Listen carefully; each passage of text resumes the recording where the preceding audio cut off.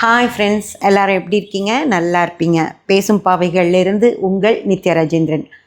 Friends, இன்றைக்கி shoot பண்ணலாம் அப்படின்னு சொல்லிட்டு நான் ரெடி ஆகிட்டு உட்கார வர்றப்போ ஃபோனெல்லாம் சைலண்ட்டில் போடணும். அதுக்காக நான் பார்த்துடலான்னு சொல்லி கமெண்ட்ஸ் பார்த்தப்போ ஒரு சிஸ்டர் ஒரு கமெண்ட் போட்டிருந்தாங்க. திருச்செந்தூரில் ஒரு ஜோதிடர் சொல்லி அவரோட பேரும் குறிப்பிட்டிருந்தாங்க. ஒரு ஜோதிடர் சொல்லி நான் மடிப்பிச்சை எடுத்தோம்மா, கம்பெனியில் வேலை செய்கிற தொழிலாளர்களுக்கெல்லாம் ஃபுட்டும் போட்டோம், ஆனால் ஒன்றுமே நடக்கலம்மா சொல்லியிருந்தாங்க. அந்த பதிவுக்கு நான் யோசனை பண்ணியிருந்த சில விஷயங்களுக்கும் சேர்த்து உங்களுக்கு ஒரு பதிவு கொடுக்கணும் அப்படின்னு சொல்லிட்டு தான் நான் இந்த பதிவு தர்றேன். அவங்க சொன்ன விஷயம் உங்களுக்கு புரிஞ்சது இல்லையா? ஒரு ஜோதிடர் சொல்லி நான் மடிப்பிச்சை எடுத்தேன் அப்படின்னாங்க.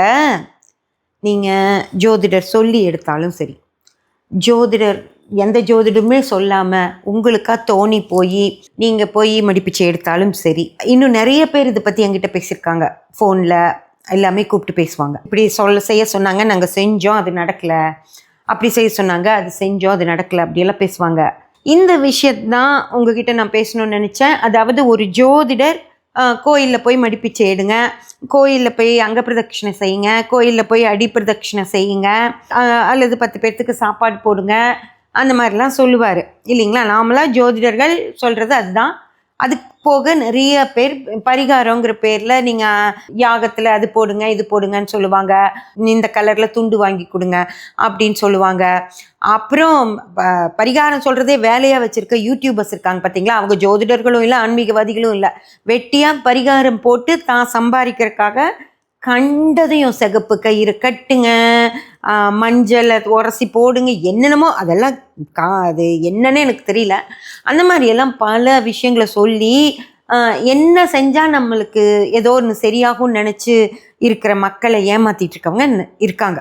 இதில் எல்லாரும் ஏமாத்துக்காருங்கன்னு சொல்ல முடியாது. இந்த யூடியூபர்ஸ் இருக்காங்க இல்லைங்களா, அவங்க இந்த சம்மந்தமே இல்லாமல் இதை பற்றி பேசுகிறவங்க நிஜமாகவே அவங்க சம்பாதிக்கிறதுக்காக ஏமாற்றிட்டு இருக்காங்க மக்களை. நிறையா சப்ஸ்கிரைபர்ஸ் வச்சுட்டு அவங்க வீடியோ எவ்வளோ வியூஸ் போகுதோ அந்த அளவுக்கு அவங்களுக்கு காசு வரும். அதுக்காக அவங்க அது சொல்லிகிட்டு இருக்காங்க. அவங்கள விட்டுருங்க. அது போக ஜோதிடர்கள் இருக்காங்க பார்த்தீங்களா, இந்த கோயிலுக்கு போங்க, இப்போ பர்டிகுலர் கோயிலுக்கு போங்க அப்படியெல்லாம் சொல்லுவாங்க. அப்புறம் அந்த கோயிலில் போய் இந்த மாதிரி இப்போ இவங்க கேட்ட மாதிரி திருச்செந்தூரில் போய் மடிப்பிச்சை எடுங்க அப்படின்னு சொல்லி சொல்லுவாங்க. அப்புறம் தான் உங்களுக்கு நான் பதிவே போட்டிருக்கேன். தான் நம்பலைனாலும் அடுத்தவங்களை நம்ப வைக்கிறதுக்காக போய் இந்த பதிகம் படிங்க, அந்த பதிகம் படிங்க, உடம்பு சரியில்லைன்னா ஒரு பதிகம் படிங்க, பணம் செல்வ வளம் வேணும்னா ஒரு பதிகம் படிங்க அப்படின்னு சொல்லிட்டுறவங்களும் இருக்காங்க. ஆனால் அவங்க பதிகம் படித்து அவங்களுக்கு நல்லது நடக்காது. அவங்க மட்டும் கிரகநிலைகளை வச்சு ஒரு ஜோதிடர் சொன்னதை வச்சு அந்த நேரத்துக்காக காத்திருந்து நான் விஜய் டிவியில் போய் பேசிட்டு வந்தேன், நல்ல ஒரு வாய்ப்புகள் வருது இப்போ அப்படின்னு சொல்கிறவங்க இருக்காங்க. ஆனால் அவங்க சொல்கிறது என்னென்னா பதிகம் பாடுங்க அப்படின்னு சொல்லுவாங்க. ஓகேங்களா? அந்த மாதிரி பல மாதிரியும் இருக்காங்க.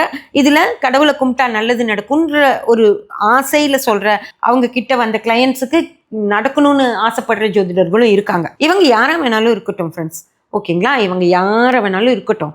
நான் சரி தப்பு அதெல்லாம் ஒன்றும் சொல்லலை. ஆனால் ஒரு விஷயம் நல்லா புரிஞ்சுக்கோங்க. நான் இதை செஞ்சேன், எனக்கு நடக்கலை, அப்போது கடவுள் எனக்கு செய்யலை அப்படின்னு கடவுள் மேலே மட்டும் குத்தம் சொல்லிடாதீங்க. கடவுள் உங்களுக்கு எல்லாமே முதலே செஞ்சிட்டார். நீங்கள் பிறக்கிறப்பவே உங்களுக்கு எல்லாமே கொடுத்து, உங்களுக்கு அறிவு, தெளிவு, நினைவு எல்லாமே கொடுத்து, ரத்தம், சதை, எலும்பு, பல்லு, கண் எல்லாமே கொடுத்துட்டார். மண்டைக்குள்ள மூளையையும் வச்சுட்டார். இத்தனையும் அவர் செஞ்சாச்சு. அதுக்கப்புறமா 9 கிரகநிலைகளையும் கொடுக்குறார். நீங்கள் எந்த நட்சத்திரத்தில் பிறக்கிறீங்களோ அந்த தசை புத்தி அந்தர சூட்சமங்கள் நடக்கும். இந்த கிரகம் உங்களுக்கு இது செய்யும், அந்த கிரகம் உங்களுக்கு அது செய்யும்னு 9 கிரகங்களுக்கும் உங்கள் வாழ்க்கையை பிரித்து போட்டு, சுக்கிரன் வந்தால் தான் உங்களுக்கு சில விஷயங்கள் நடக்கணும்னு இருக்கும், சூரியன் வந்தால் சில கஷ்டங்கள் வரணும்னு இருக்கும், சந்திரன் வரும்போது உங்களுக்கு பண கஷ்டம் இருக்காது ஆனால் மன நிம்மதி கிடைக்கும், அதுவே செவ்வாய் வரும்போது உங்கள் பண கஷ்டம் தீரும். அந்த மாதிரி தசா புத்திகள் அப்படின்னு உங்களுக்கு தெரியும் இல்லைங்களா? ஒவ்வொரு தசை அந்த தசையில் 9 புத்திகள் அப்படி உங்களுக்கு வாழ்க்கையை அழகாக பிரித்து கொடுத்துட்றார். பிரித்து கொடுத்ததுக்கப்புறம் நீங்கள் இந்த உலகத்துக்கு வந்ததுக்கப்புறமா அப்போது அப்படியே தான் நடக்குமா? இந்த ஜாதகத்தில் நான் பிறந்த அன்னைக்கு என்ன விதிச்சதோ அப்படி தான் நடக்குமா அப்படின்னு கேட்டிங்கன்னா இல்லை. அந்த ஜாதக நிலை கொஞ்சம் மாறும். எப்போ மாறும் அப்படின்னா, நீங்கள் ஒரு கருமாவோட பிறந்ததுனால தான் உங்களுக்கு இப்படி ஜாதகத்தை பிரித்து போட்டு கடவுள் கொடுக்குறார். அது கொஞ்சம் மாற்றம் அடையும். எந்த இடத்துல அப்படின்னு கேட்டிங்கன்னா, கடவுள் உங்களுக்கு இதுதான் நடக்கும் அப்படின்னு வச்சிட்றாரா, அதுதான் நடக்கும். மாறியெல்லாம் நடக்காது. ஆனால் நீங்கள் ஒரு பிரச்சனையான காலகட்டம் வருது சரிங்களா? உங்களுக்கு இப்போ செவ்வாய் தசைன்னு வச்சுக்கோங்க. செவ்வாய் தசை கேது புத்தி உங்களுக்கு ரொம்ப சிரமத்தை கொடுக்குது, கஷ்டத்தை கொடுக்குது. ஓகேங்களா? ஏதோ ஒன்று இப்போ நீங்கள் ஒரு இன்னைக்கு காலையில் கூட எனக்கு ஒரு அம்மா பேசினாங்க. அவங்க பொண்ணுக்கு திருமணம் பண்ணி வச்சு அனுப்பின கொஞ்ச காலத்துலேயே அந்த பொண்ணு வீட்டில் அந்த பொண்ணை ரொம்ப கேவலமாக பேசி, அசிங்கமாக பேசி, நீ திருமணத்துக்கு முன்னாடி அவங்க கூட பழகிருக்க, இவங்க கூட போயிருக்க, இப்படி பண்ணிட்டேன்னு அவங்க கணவரே அந்த பொண்ணை சந்தேகப்பட்டு வீட்டை விட்டு துரத்தி விடுறாரு. அதுக்கு அந்த அவங்க வீட்டில் இருக்க கணவரோட அப்பா அம்மா 2 பேருமே சப்போர்ட் பண்ணுறாங்க பையனுக்கு. நீ உங்கள் வீட்டுக்கு போ அப்படின்னு சொல்லி ஒவ்வொரு தடவையும் இவங்க துரத்தி விடும்போது இவங்க திரும்பியும் ஏதாவது புதுசாக ஒரு நகையோ ஏதாவது ஒரு சொத்து இதெல்லாம் பண்ணி கொண்டு போய் அவங்க வீட்டில் விட்டுட்டு வந்தால் ஒரு 6 மாதம் வச்சுக்கிறாங்களாம். திரும்பியும் அவங்க அனுப்பிச்சிட்றாங்கம்மா, என்ன பண்ணுறதுன்னே எங்களுக்கு தெரியல, அதுவும் சின்ன பொண்ணுக்கு நாங்கள் தேவையில்லாமல் 19 வயசுலேயே திருமணம் பண்ணிட்டோம் அப்படின்னு சொல்லி அந்த அம்மா சொன்னாங்க. இப்போ இப்படி தான் நடக்கும், உனக்கு இதுதான் நடக்கும்னு விதிச்சிருச்சு. இந்த இடத்துல கடவுள் நமக்கு புத்திசாலித்தனம் அப்படின்ற ஒரு விஷயத்த கொடுத்துருக்காருல்ல. அப்போது என்ன முடிவு எடுக்கணும்? வீட்டுக்கு அந்த பொண்ணை அப்படி துரத்தி விட்டு அனுப்பி வச்சாங்க அப்படின்னா திரும்ப அவங்க கிட்ட கொண்டு போய் விடாமல் வீட்டில் அந்த பொண்ணை வீட்டிலே உட்கார வச்சுட்டு பேசாமல் விட்டுறணும். அவங்க வேணும் அப்படின்னு நினச்சா வருவாங்க இல்லையா? இல்லைன்னா அவங்க ஒரு திருமணம் அடுத்தது இந்த பொண்ணு இல்லைன்னா அவங்க பையனுக்கு இன்னொரு திருமணம் பண்ணுறதுக்காகவாவது அவங்க இவங்கக்கிட்ட பேச வருவாங்க தானே. அன்னைக்கு கேட்கணும், நாங்கள் கல்யாணத்துக்கே எல்லாம் செஞ்சோம், அதுக்கு மேலே உங்களுக்கு வேணும்னா வேணும்னு கேளுங்க, எங்களால் முடிஞ்சால் கொடுக்குறோம், ஆனால் பொண்ணை இந்த மாதிரி அசிங்கப்படுத்துறதுக்கு உங்களுக்கு எந்த உரிமையும் இல்லை அப்படின்னு சொல்லி திருப்பி கேட்டு, எந்த தப்பும் எங்கள் மேலே இல்லை, எங்கள் பொண்ணை இந்த மாதிரி பண்ணிகிட்ருக்காங்க அப்படின்னு வெளியே சொல்லிட்டு போகணுமோ தவிர, ஒவ்வொரு தடவையும் அவங்க மிரட்டுறப்பெல்லாம் நீங்கள் அவங்க பொண்ணை திருப்பி அனுப்பிடுவாங்க, வாழ முடியாமல் போய்டுங்கிற பயத்தில் நீங்கள் ஏதாவது செஞ்சுக்கிட்டே இருந்தால் எத்தனை நாள் அது மாதிரி செய்ய முடியும்? புரிஞ்சுதுங்களா? அந்த இடத்துல நம்ம தான் ஒரு கஷ்டம் வரும், அந்த கஷ்டத்தை எதிர்த்து நின்று போராடி ஜெயிக்கணும். அதுக்கு கடவுள் உங்களுக்கு புத்தியை கொடுத்துருக்கார். புரிஞ்சுதுங்களா? சிரமமான நேரத்தையும் கொடுக்குறார், அதை சமாளிக்கிற புத்தியும் கொடுக்குறார்.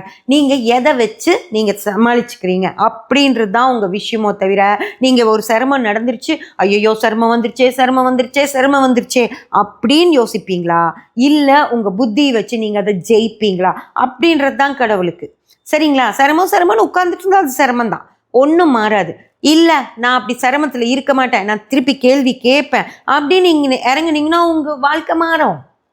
புரியுதுங்களா? உங்கள் வாழ்க்கை அதே இப்போ வீட்டுக்காரரு தப்பாக பேசின ஆள் சரி நான் செஞ்சது தப்பு தான் அப்படின்னு வருவார் இல்லையா? அந்த வாழ்க்கையிலேருந்து எப்படி வெளியே வர்றது அப்படின்னு சொல்லி பார்க்கணும். அதே போல தான் பணப்பிரச்சனை வருது, ஒரு கடன் தொல்லை வருது, சரியா வேலை கிடைக்கல அப்படின்னா அதுக்கு நொந்து போய் பேசாமல் உட்காந்துட்டிங்கன்னா கிடைக்கவே கிடைக்காது. நான் இன்னும் 4 இடம் ஏறி இறங்குவேன். சின்ன வேலையாக இருந்தாலும் படிப்புக்கு தகுந்த சம்பளத்துக்கே தான் நான் போவேன்னு எதிர்பார்க்க மாட்டேன். சின்ன வேலையாக இருந்தாலும் செய்வேன், என் படிப்புக்கு சம்மந்தமே இல்லாத வேலையானாலும் நான் செய்வேன் அப்படின்னு சொல்லி இறங்கணும். அந்த மாதிரி உங்கள் புத்தியை யூஸ் பண்ணி நீங்கள் அந்த இடத்துலேருந்து வெற்றி அடைஞ்சு வெளியே வரணுமோ தவிர, நான் அப்படியே உட்காந்துருப்பேன், எனக்கு கடவுள் இப்படி ஒரு பிரச்சனையை கொடுத்துட்டார் அப்படின்றது இல்லை. கடவுள் அதனால தான் புத்தியும் கொடுத்து நல்ல கை காலையும் கொடுத்து MBA படிச்சிருக்கேன் அப்படின்னா விவசாய வேலை செய்ய மாட்டேன் அப்படின்னு இருக்கீங்க. புரியுதா? நான் MBA தான் படிச்சிருக்கேன், எனக்கான வேலை வர்ற வரைக்கும் நான் விவசாய வேலை செய்கிறேன்னு செஞ்சு பாருங்கள், கடவுள் உங்களை என்ன பண்ண முடியும்? கொடுத்தே தான் ஆகணும். சரிங்களா? பண வரவு அப்படின்னா உங்களுக்கு MBAக்கு மாதம் 50,000 சம்பளம் வரும்னா நீங்கள் விவசாயம் பார்த்தீங்கன்னா உங்களுக்கு 15,000 கொடுப்பார். கொடுத்து தானே ஆகணும் வேலை செய்யும்போது. அந்த மாதிரி ஜாதகத்தில் நம்ம ஜாதகம் நமக்கு இப்படி தான், ஆனால் அதையும் மீறி நம்மளோட தெளிவை வச்சு நம்ம செய்யணுமோ தவிர எனக்கு இப்படி ஆயிடுச்சுன்னு உட்கார்ந்துட்டுருக்க கூடாது. நீங்கள் விவசாயம் செய்கிறீங்க, நீங்கள் உங்களுக்கான வேலை கிடைக்கல, விவசாயம் செய்கிறீங்கன்னா அந்த இடத்துல உங்களுக்கு இவன் நம்ம இது விதிப்படி இருக்க மாட்டான், அவனுக்கானதை அவன் செஞ்சுப்பான், அதுக்கு அவனுக்கு என்ன செய்ய முடியுமோ அதை செய்யலாம் அப்படின்னு சொல்லி கடவுள் செய்வார். ஓகேங்களா? அதுதான் நடக்குமோ தவிர நீங்கள் பேசாமல் உட்காந்துட்டிங்கன்னா ஒன்றுமே நடக்காது. இப்போ நான் மடிப்பிச்சை கேட்டேன் ஆனால் எனக்கு ஒன்றும் நடக்கலை அப்படின்னா அது ஏதோ ஒரு காரணத்துக்காக நீங்கள் மடிப்பிச்சை கேட்க போயிருப்பீங்கள, அந்த காரணத்தை ஆய்வு செஞ்சு பாருங்க, என்ன பண்ணா இதுலேருந்து வெளியே வரலாம் அப்படின்னு. ஜோதிடர்கிட்ட தான் போகணும். ஜோதிடர் சொன்னால் கடவுள் செய்வாருன்னு நம்புறத முதல்ல விட்டுருங்க. முதல்ல நீங்கள் ஆய்வு பண்ணுங்க அந்த விஷயத்துக்கு வேற என்னென்ன. ஏன்னா எல்லா டைமென்ஷனும் இருக்கும், ஒரு விஷயத்துக்கு ஒரு டைமென்ஷன் இருக்காது. ஒரு 4 பக்கங்கள். சாதாரணமாகவே நீங்கள் ஒரு ஃபோன் இப்படி எடுத்துட்டா கூட இதுக்கு 4 பக்கம் இருக்கும் இல்லைங்களா? அந்த மாதிரி இந்த இதில் ஒரு பிரச்சனை இருக்கும், இங்கே ஒரு பிரச்சனை இருக்கும், இங்கே ஒரு பிரச்சனை இருக்கும், இங்கே ஒரு பிரச்சனை இருக்கும். அந்த மாதிரி அந்த பிரச்சனைக்கான தீர்வு எந்த இடத்துல இருக்குது அப்படின்னு சொல்லி நீங்கள் முடிவெடுத்து அதுக்கான இதில் போய் நிற்கணும். அதுதான் நீங்கள் செய்யணும். அதுக்கு கடவுளை துணையாக வச்சுக்கணும். சரிங்களா? அதுக்கும் துணையாக இருப்பார் தெய்வமே. இங்கே பாரு, நான் கடன் வாங்கினேன், இப்போ பிரச்சனை ஆயிடுச்சு, ஆனால் பத்தலை. நான் வாங்கின பணம் என்னோட பிஸ்னஸ்க்கு போட்டு பத்தலை, இன்னும் கொஞ்சம் போட்டால் தான் எனக்கு சரியாக வரும். அதனால் நான் உன்னை நம்பி நான் போய் கடன் வாங்குகிறேன். கடனை வாங்கி உள்ளே போட்டுட்டு நான் ராவும் பகலும் உழைப்பேன். நான் உழைச்சி நான் வெற்றி அடையணும். அதுக்கு நீ எனக்கு துணையாக நிற்கணும் அப்படின்னு சொல்லி நீங்கள் போய் அவரை ஒரு தடவை கையெடுத்து கும்பிட்டு அந்த திருச்செந்தூரே போங்க. திருச்செந்தூர் போயிட்டு அவர்கிட்ட கையெடுத்து கும்பிட்டு, இல்லை நீங்கள் மடிப்பிச்சியே கேட்டதை வச்சுக்கோங்க. மடிப்பிச்சியே கேட்டுட்டு, இங்கே பார், உங்ககிட்ட நான் பிச்சை கேட்குறேன், நீ எனக்கு போடு, நான் போய் வேலையை பார்க்குறேன், நான் போய் இன்னும் கடன் வாங்க போகிறேன், கடன் வாங்கி உள்ள தொழிலில் போட போகிறேன், ஏன் தொழில் நல்லா வரணும், அதுக்கு நீ எனக்கு துணையாக இருக்கணும் அப்படின்னு சொல்லிட்டு போய் தைரியமாக இறங்கி வேலை செஞ்சீங்கன்னா உங்களுக்கு அவர் துணையாக நிற்பார். சரிங்களா? நம்ம மூளை, நம்ம கை கால், இது மட்டும்தான் நமக்கு ஒத்து வருமோ தவிர கடவுள் செய்வார் அப்படின்னு நிற்காதீங்க. கடவுள் செய்ய மாட்டார். அவர் பேசாமல் இருந்துப்பார். அவருக்கு செய்ய முடியாது. அவர்னால ஏன் செய்ய மாட்டார்னா, செஞ்சாச்சு. உங்ககிட்ட ஒரு அறிவை உனக்கு கொடுத்தாச்சு. அந்த அறிவை வச்சு நீ முன்னேறிப்போ. அவர் நீ முன்னேறி போகும்போது நீ கீழே விழாமல் தாங்கிக்குவார். அவ்வளோதான் பண்ணுவார்.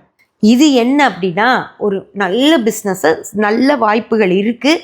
அந்த பிஸ்னஸில் நான் இந்த மாதிரி கடன் வாங்கி போட்டு செய்கிறேன்னு சொல்லி செஞ்சால் செய்யலாம். ஆனால் அந்த பிஸ்னஸை மேலே போகிறதுக்கான வாய்ப்பே இல்லை. அதுக்கான இப்போ நம்ம என்ன செஞ்சிட்ருக்கோமோ அது வெளியே ஸ்ப்ரெட் ஆகிறதுக்கான வாய்ப்பே இல்லைங்கிற பட்சத்தில், நம்ம தெரியாமல் அதை தொடங்கிட்டோம், இனி அதுலேருந்து மீளவே முடியாதுங்கிற பட்சத்தில் அதை அப்போவே க்ளோஸ் பண்ணி இருக்கிற கடன் எல்லாம் கட்டிட்டு அடுத்தது என்ன செய்யணும்னு சொல்லி யோசிக்கணுமோ தவிர, நான் அதையே பிடிச்சிக்குவேன், நான் இதை விற்றா என் மான மரியாதை போயிடும், இந்த தொழிலை நான் கைவிட்டேன்னா என்னை யாரும் மதிக்க மாட்டாங்க, எனக்கு இந்த இவ்வளோ இதாக ஒரு தொழிலதிபராக இருந்துட்டு இதை எப்படி நான் விடுறது அப்படின்னு சொல்லி அதையே பிடிச்சிங்கன்னா, அப்போ புலிவாலை பிடிச்ச மாதிரி உங்களுக்கு பிரச்சனைகளே தான் அதிகமாயிட்டு போகுமோ தவிர உங்கள் பிரச்சனை தீராது. ஓகேங்களா? இதுக்கும் நீங்கள் கடவுளை தப்பு சொல்லக்கூடாது. நீங்கள் தான் அந்த இடத்துல முடிவு எடுத்துருக்கணும். இதை என்னால் மேலே கொண்டு போக முடியுமா முடியாதா? முடியாதுன்னா நான் செய்யலை, அவ்வளவுதான். முடியுங்கிறப்போ ஒரு கொஞ்ச நாள் கழித்து ஃப்ரெஷ்ஷாக ஆரம்பிக்கும்போது அது முடியும் அப்படின்னு வந்துருச்சுன்னா கடகடன்னு அந்த வழியாக போகணும். நிறைய பேர் விழுந்து விழுந்து விழுந்து எந்திரிச்சவங்க நிறைய பேர் இருக்காங்க. அப்படியே போயிட்டே இருந்தால் தான் நல்லதுனால கிடையாது. இது சரி வரலையா, இதை நான் க்ளோஸ் பண்ணிடுவேன், தூக்கி போட்டுருவேன். சரி, அப்படியும் உங்களுக்கு ஜாதகத்தில் உங்களுக்கு எதுவுமே சரியாக வரவே மாட்டேங்குது அப்படின்னா, அந்த முதலாளியாக தான் நான் இருப்பேன் அப்படிங்கிற ஒரு விஷயத்தை குறைச்சிட்டு நான் வேலைக்கு போவேன் அப்படின்னு சொல்லி போயிடணும். நான் எப்படி முதலாளியாக இருந்துட்டு இத்தனை பேர்த்துக்கு சம்பளம் கொடுக்குற இடத்துல இருந்துட்டு இன்றைக்கி எப்படி நான் வேலைக்கு போகிறது அப்படின்னா ஒன்றும் பண்ண முடியாது. அப்படி தான் உங்கள் தலையில் விதிச்சிருக்கு. தைரியமாக அதை ஃபேஸ் பண்ணணும். இதுதான் மடிப்பிச்சைன்னு சொல்கிறது.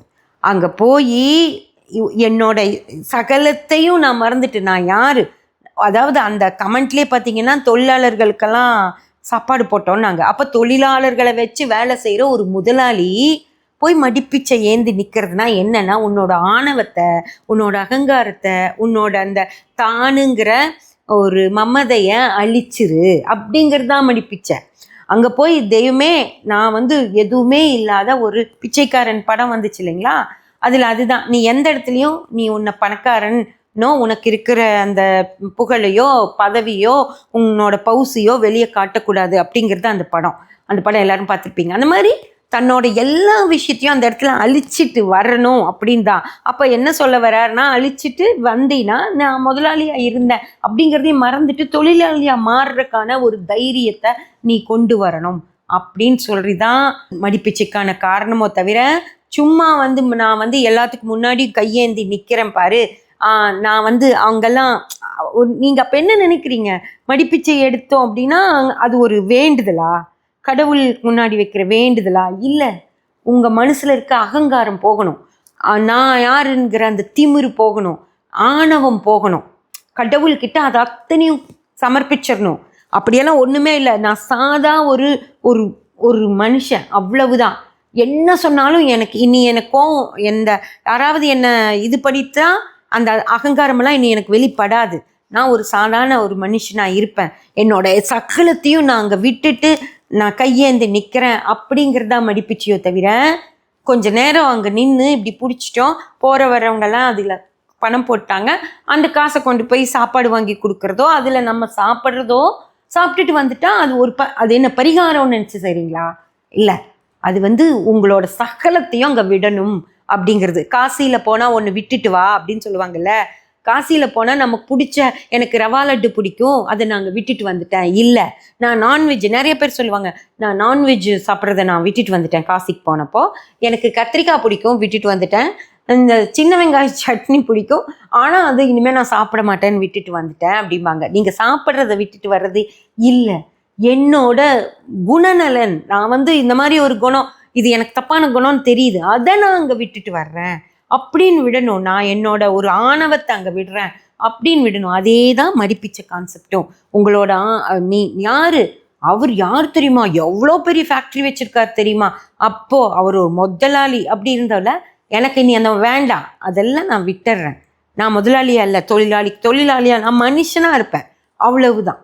ஓகேங்களா? அந்த மாதிரி உங்களுடைய சகலத்தையும் அங்கே விடுவேன் அப்படின்னு சொல்கிறது தான் மடிப்பிச்சை. அதனால அதை விட்டுட்டு ஒரு பிரச்சனை, மேபி அவங்களுக்கு பண பிரச்சனையாக கூட இருந்திருக்கலாம். அந்த ஃபேக்ட்ரியை நடத்துறது, தொழிலாளர்களை வச்சு ஃபேக்ட்ரி நடத்திக்கிட்டு இருந்தவங்களுக்கு அதை நடத்த முடியாமல் கூட போயிருக்கலாம்.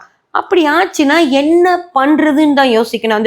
அந்த ஃபேக்ட்ரியை விற்றுட்டு அதில் வர்ற பணத்தில் கொஞ்சம் சின்ன ஃபேக்ட்ரி ஆரம்பிச்சிருவேன், அப்படி செய்யணும். இல்லை கடனெல்லாம் இருந்துச்சுன்னா கடன் போக மிச்சம் என்ன இருக்கோ அதை வச்சு நான் திரும்பியும் மேலே வருவேன். அந்த கட்ஸ் வேணும். நான் ஆரம்பித்து தானே மேலே போனோம், அதே மாதிரி நான் திரும்பியும் ஸ்க்ராட்ச்லேருந்து ஆரம்பித்து என்னால் மேலே வர முடியும்.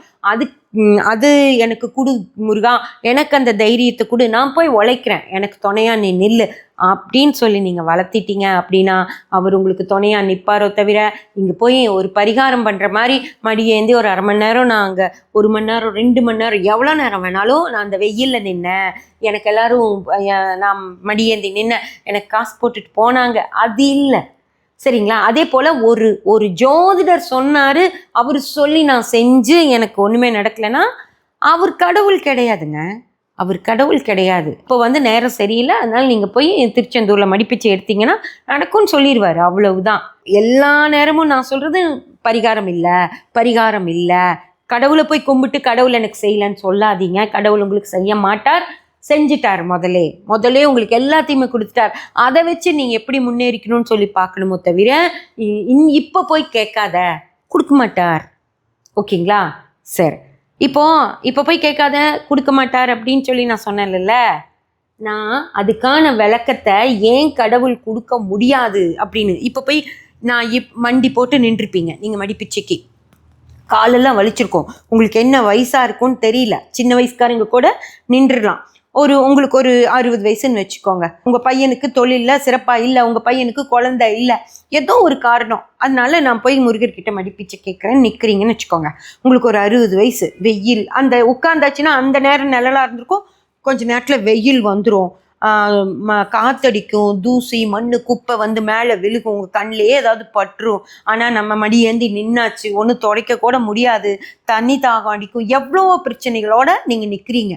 முருகர் அப்படி கஷ்டப்படுறாரு, ஐயோ இவங்களுக்கு நம்ம ஏதாவது செய்யணுமேன்னு. சரியா? ஆனால் செய்ய மாட்டார். ஏன் செய்ய மாட்டார்? ஏன் செய்ய முடியாது, செய்ய மாட்டார். ஏன் செய்ய மாட்டார் அப்படிங்கிறத நான் அடுத்த பதிவில் நல்லா விலாவாரியாக சொல்கிறேன் ஃப்ரெண்ட்ஸ். ஓகேங்களா? சகோதரி, யார் நீங்கள் இது கேட்டிருந்தீங்களோ எனக்கு தெரியல, உங்கள் பேரை நான் சரியாக கவனிக்கல, ஆனால் எனக்கு ரொம்ப ரொம்ப சந்தோஷம். நீங்கள் இந்த கேட்டதுனால தான் எனக்கு வந்து இந்த கான்செப்டே எனக்கு பேசணும்னு தோணுச்சு. ரொம்ப ரொம்ப நன்றி உங்களுக்கு ஃப்ரெண்ட்ஸ். அடுத்த பதிவில் இன்னும் நம்ம டீட்டெயில்டாக இதை பற்றி பேசலாம். சப்ஸ்கிரைப் பண்ணி பெல் பட்டன் ப்ரெஸ் பண்ணி வச்சுக்கோங்க. அப்போ தான் நான் போடுற எல்லா பதிவுகளும் உங்களை வந்து சேரும். லைக் பண்ணி கமெண்ட் பண்ணி ஷேர் பண்ணிங்கன்னா எனக்கு சப்போர்ட்டிவாக இருக்கும். Thank you friends.